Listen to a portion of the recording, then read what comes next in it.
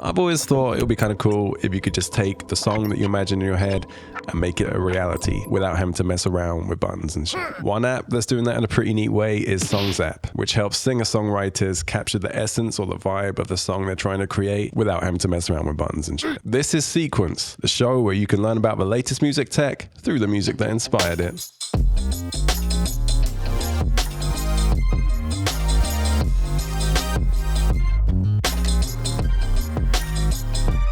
I am here today with Doctors Mike and Rob from RT60. Nice to meet you guys and great to have you on the show. Nice to meet you, Tom. Thanks for having us. So between the two of you, you're a combination of entrepreneurs, developers, musicians, producers, and I'm sure we could take a whole hour just talking about that. But we're here today to talk about your latest product, which is Songzap.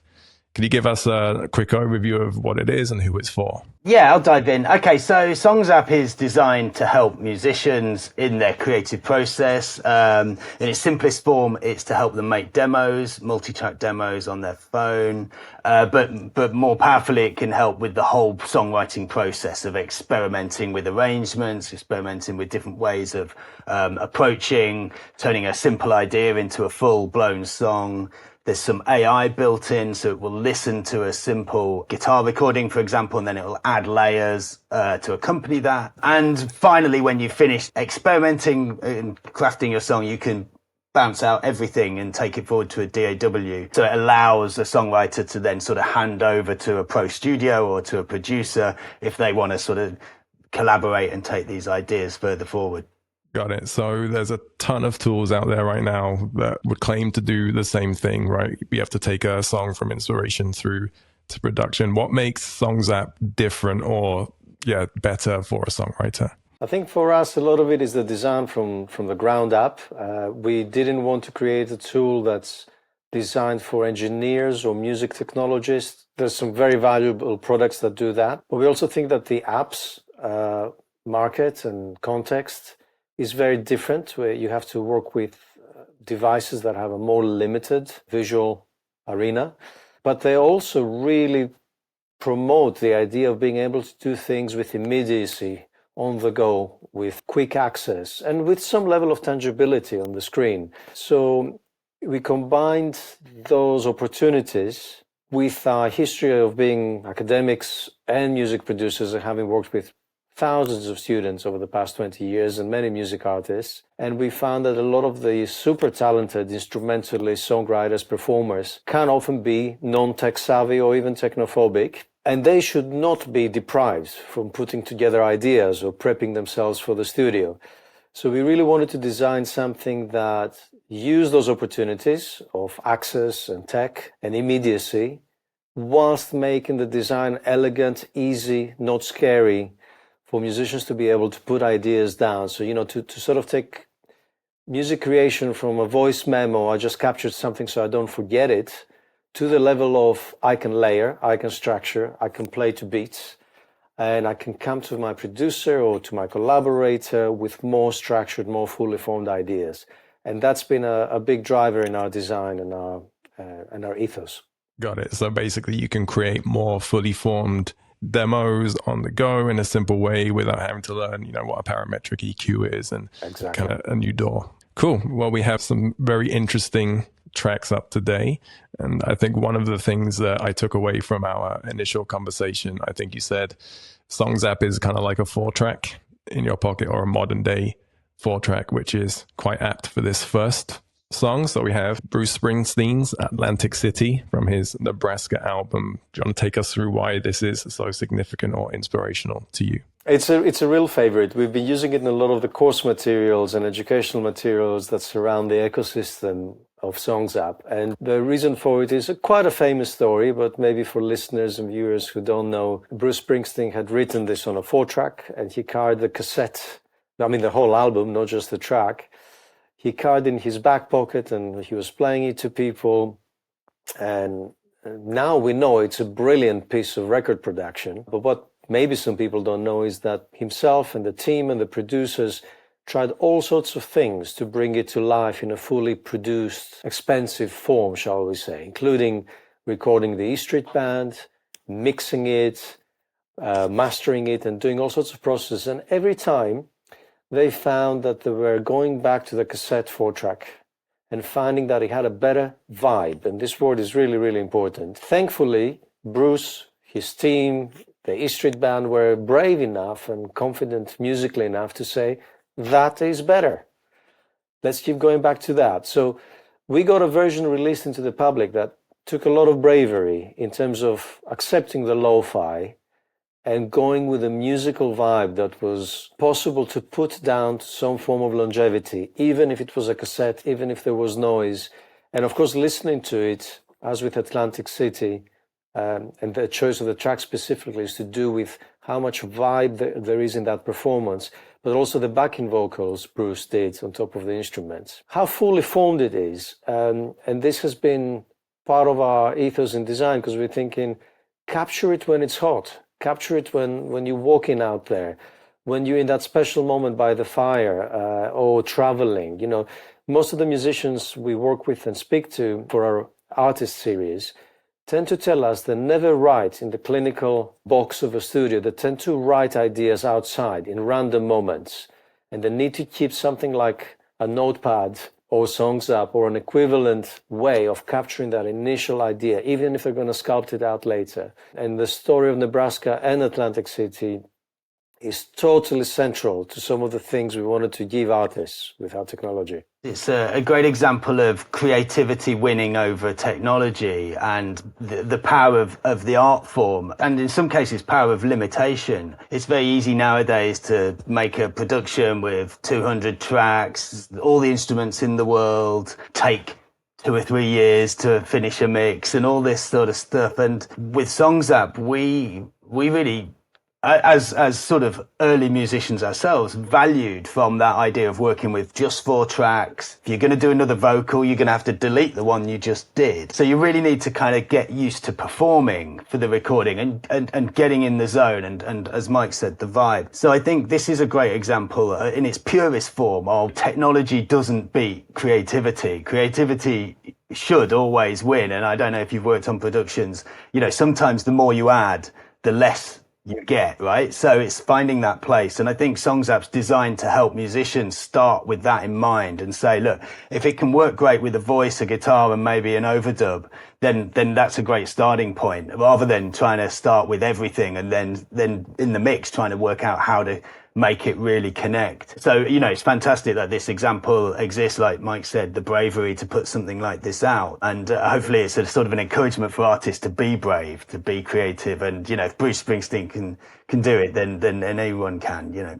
Right. I think for me, it's a mentality, because I know I've definitely ruined tracks that had a great vibe, and the demo is like, well, the real production has to be better, right? Because that's the good version of that track. And when you see something like this, a demo that was, you know, a tape sitting in someone's back pocket that basically was released and has become one of his more endearing tracks and something that's been covered, I'm sure every few years, a new cover of this comes out, it does make you rethink that idea that everything has to be perfect.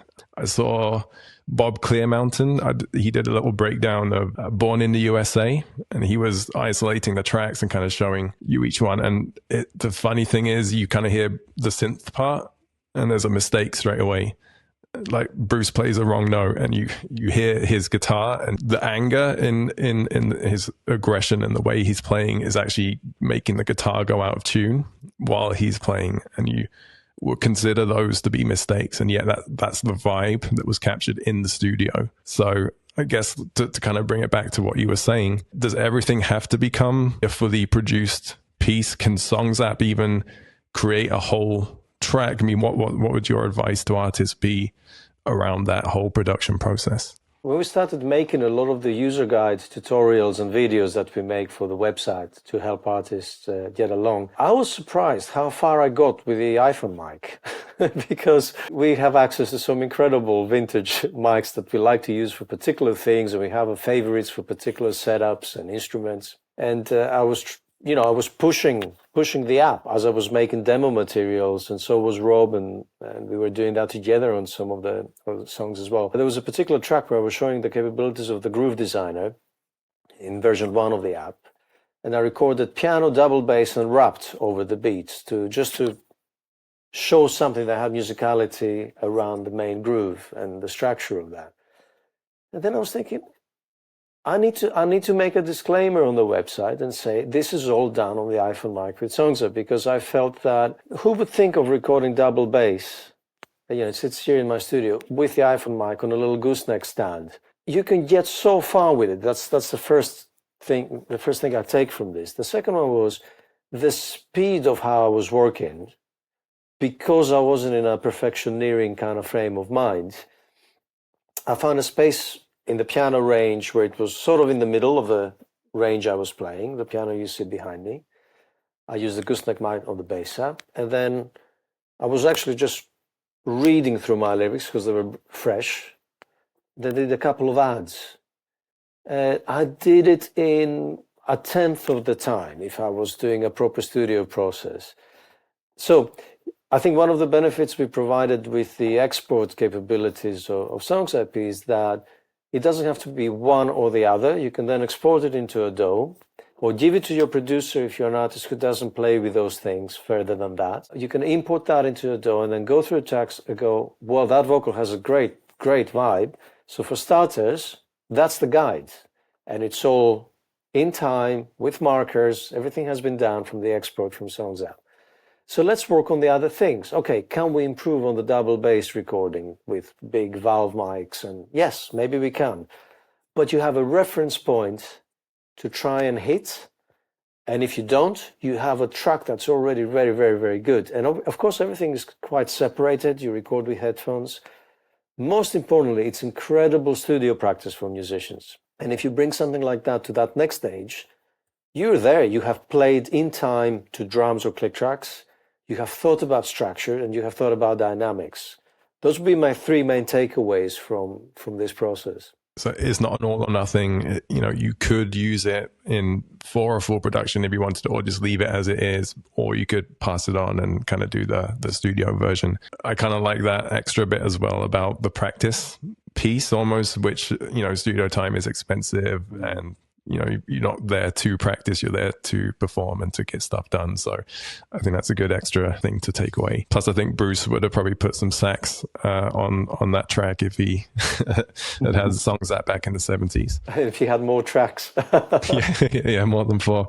Okay, so staying in that songwriter mode, we have our second track from Wilfy Williams. This one is Fireball from his album The Rhyme and Reasons of Wilfy Williams from 2022. Tell us a bit more about this. So I ended up producing Wilfy Williams' recent album, Rhyme and Reason, and Fireball was a real standout track on that. But this all happened really at the start of Songzap's life, I suppose. And a very common kind of experience as a producer, especially working with singer-songwriters, is you'll invite a singer-songwriter to come to the studio and maybe just quickly lay down 5 or 6 songs just in a couple of hours. Just play them live. We'll stick up a couple of microphones, capture what you're doing, and that will serve as a sort of a starting point to have a conversation. So it's kind of pre-production.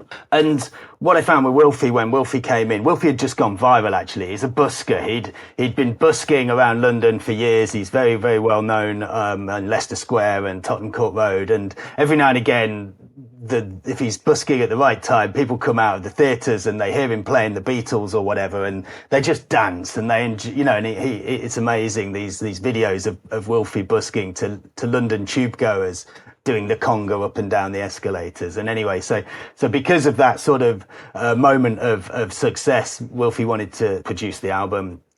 He played me his songs. They were really, really interesting, good, nicely crafted acoustic guitar songs. But he hadn't decided where the verse ended, where the chorus started, how many choruses there were, before there was a bridge, before there was a loop section, all of this sort of song structure. So he was very much kind of had the song ideas, but not the songs. And I'm like, well, we can't really record properly until you know when the song starts and when the song finishes, because otherwise we're just wasting studio time, which is expensive and not helpful. So what I ended up doing was drum programming a beat map for him to play the song. So it'd be 16 bars of verse and then a slightly different drum beat with a crash cymbal for the chorus. And then, so it was really simple stuff. It's a certain drum beat, crash cymbal, a slightly different drum beat. Maybe even the hi-hat would just change to a ride. But just so that Wilfy could go home and play to these drum beats, and then he could email me and say, okay, no, I need that chorus to be 6 bars longer or whatever. And so I'd do that. And we did that for the whole album. The whole album, I created drum tracks for him to play along to. And actually, at the same time, I just built the first version of what became Songzap. It was essentially a drum programmer. You could just, which you see in Songzap now. It was basically a way of programming kick drums, snares, and hi-hats. You could tap around and just change the beat. And because of that experience with Wilfy, it became very obvious that if we could allow a user to create a drum beat for a verse, and then create a drum beat for a chorus, and then create a drum beat for an instrumental, subtle variations, they could then change the length, move things around, and then just play along and perfect it. And if they felt personally that the chorus needed to go on a bit longer, they could just click a button and make it 2 bars longer or whatever. So in a way, that experience working with Wilfy allowed me to really find the use case for that. Now, Mike was working part-time with me at that time, and a few months later, he came full-time on board. And the first thing Mike said was, well, now you've got that, you need to add multi-track recording, right? So, and so, you know, Songzap was never really intended to be a DAW. It's intended to be this sort of drum programming kind of, you know, build your song beat map kind of thing. And then we added the multi-track, and then we added some mixing, and then we added, and then, so it kind of revealed itself to us what it was. And so this whole project with Wilfy, who we featured on the artist video, is the embryonic phase of Songzap and us realizing what this product could and should be to be useful. And now Wilfy is writing his second album entirely on Songzap. And we're really excited to get his demos. Just to add on this song that Mike played piano on it as a session musician. I played guitar on it. We recorded Wilfy, some fantastic, Alex Reeves, who's the elbow drummer, played drums on it. You know, it's a brilliant collaboration, and it sort of all sparked the movement of this app. And the other point I would just add is that Wilfy and many artists who I've worked with, and Mike as well, and I'm sure yourself, there's lots of artists out there who are exceptionally talented, exceptionally committed, work all day long to be full-time musicians. Maybe they don't make much money, but really they're the sort of heroes that I look up to, the ones that, you know, do it even though they don't make lots and lots of money, but it's in their blood. They're going to do it anyway. There's, if you listen A, B, them against someone in the charts, there's no difference in quality. It's purely about whether they've got the backing, the PR, the opportunity. Obviously, some people work harder than others, but Wilfy's one of those that, regardless of whether he's making millions or busking to a few people in Leicester Square, you know, he's an absolute success story as a musician, if you ask me. So that's why it's really a valuable track. It's great to see the story go from that viral kind of conga moment and busking for years to an actual release, you know, and converting that to something successful, which is really great. Just kind of talking through what you were saying. Obviously, in this example, he was working with a producer, you know, could think through song structure and that kind of thing. Coming at it from the artist's point of view, if I get Songzap and I just want to get some stuff down, but I don't know about, you know, what is the bridge and the chorus, or I don't know about 16 bars versus 8 and this kind of thing. Is there a way for me just to kind of jump in and get started? Is there an education piece to it? You know, how would I go about creating a song? You don't have to follow historical ways or structures, we think. Songzap will come up with a basic beat segment or piece of structure, if you want to call it that. And, you know, I'm a hip hop artist first and foremost. Quite often I care about a 4-beat. I will make a 4-bar beat amazingly funky. And if I have that, I know I can do the rest. And then the rest is about, it's a sort of more Afrocentric way of working music, which is about looping with variation and adding layers. It's totally the way to use it as well. Work around one idea that you copy multiple times, and then you create little variations and layers to that. In terms of the educational aspect, we have created a huge ecosystem around the app, which you can access from inside the app. The app has online tutorials, user guides, even a 6-part course you can take in your own time to learn about recording, arrangement, songcraft, and so forth, in which case Songzap actually takes a back seat, and it's one of the possible platforms you could use to think about those ideas. The other aspect of all this is that we do encourage teachers to use it and to teach with our freemium mode, which can do a huge percentage of what is in there in Songzap. And for that reason, we have created all the teaching materials they might need because we know how busy teachers are. We did it for 20 years in universities, so we wanted to provide them with all the slides, all the presentation materials, and all the course handbooks that they might need to teach this. There is one more point. The artist series that Rob mentioned, we have been interviewing artists who use it, some of it people we are producing, and we keep on being fascinated by how they use it, which is sometimes very different to how we imagined they would use it. And we love that as people who have gone through the punk DIY ethos and the hip hop ethos. It's absolutely wonderful to see people abusing it and making it work in their way and creating fascinating results. So effectively, however you like to work, you can jump in. You can start you could start from the beat, or maybe you could start from the vocals. You don't necessarily have to say, okay, it's going to be this long, it's going to be this tempo, it has to be this time signature. You can just find a way. And if you break it, then I guess get in touch with Mike and Rob and let them know how you're using it, kind of thing. Yeah. Or show us the result of the breaking. We are very excited about that. Cool. Well, thanks for that. So this final track was really exciting to me because, one, it was a new artist I hadn't heard, and two, there's very little I can find around this, and that's always kind of really good to feel that discovery. I do look at album credits though, and I recognized a name on the production credit, but I'll let you talk to that. So this is Exorcise by Theanò from this year, 2024. Tell us more about this track. So this is the first of two singles. The second one is Rhombus, which means Theanò is a very, very fresh artist in the scene. And there's definitely a connection again to how this relates to Songzap and the design, particularly of V2. So Theanò was an ex-student at the University of West London, where I used to work. And she was on a performance and songwriting course rather than a technology course. So this is very specific to our case. She's also fearless with technology and with learning. So just a little bit of background on her. She's a Greek-Georgian singer-songwriter who studied classical voice, also Byzantine voice. So when I first heard her demos that she sent me after I left academia, I thought this is a bit like some Middle Eastern psychedelic Erykah Badu. And that's a good description. There are at least 5 different genres in there I can pick at. And she took it as a compliment, which I really, really loved. And I could hear she had a great voice, but my dear, when I heard her live in front of a mic in my studio, I was blown away. I still get goosebumps because it's one of those moments as a producer that happen now and again, quite rare. And I went, I'm in the presence of greatness, because her voice was hitting me in an embodied sense. It was also hitting me through my headphones, and it was landing so well on the beat I was producing. I was fascinated with not only with the output of what she does, but with the way she works. Her process of making music is quite interesting and probably very characteristic of how contemporary artists work. So she has a wonderful band. They come from all over the world with very different musical influences.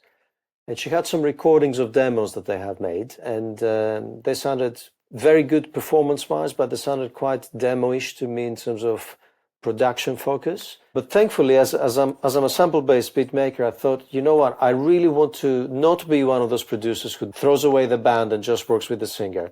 I really wanted to keep the collective, the quartet in there. And I chopped up and sampled every instrument, bar by bar, beat by beat, so that we could reinterpret their chops, their musicianship in a sample-based form. And it wasn't because their playing was incredible, it was just a way to rearrange, reconstruct, and create something that was more beat-based, which is the sort of vision Theanò had when she reached out to me as a sample-based hip-hop producer. And the wonderful thing is that her access into technology, even though she can use things like Logic and other DAWs, she works mainly with a vocal looper or guitar looper, whatever you use it for.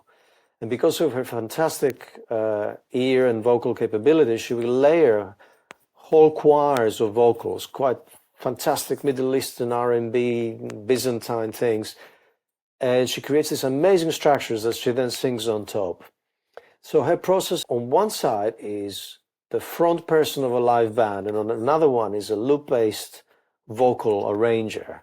And we tried to bring those things together in the studio, and it was one of the inspiring parallel stories to putting a lot more of a sort of loop-based recorder functionality in Songzap V2.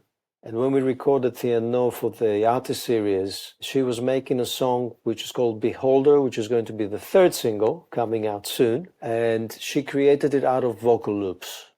And then she used the AI auto accompaniment features to create versions of drums and bass and synth pads that then she brings to her other collaborators to put humanity and liveness into.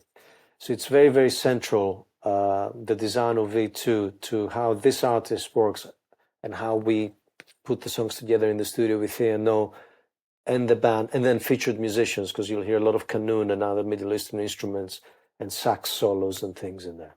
That's interesting. So basically using Songzap as a sketch pad to flesh out an idea and then take it to a band to play and recreate it like that. Yeah. We sort of didn't realize this is what we were building, but in a way it lends itself to the kind of Ableton way of thinking, where you're working with clips and you're like, well, I'll have that clip, and that clip all play at once, and then in the next segment I'll switch that one off and I'll have these two on, and then in the next segment I'll have, Ableton were very innovative in the way they reimagined the sort of the timeline of a song structure, and we've kind of almost reworked that, but with the acoustic singer-songwriter in mind, rather than it being about, dropping in a beat and dropping in an FX sample or something like that. So it's now the case where you can say potentially, okay, this 4-bar chord progression, A, G, D, E minor,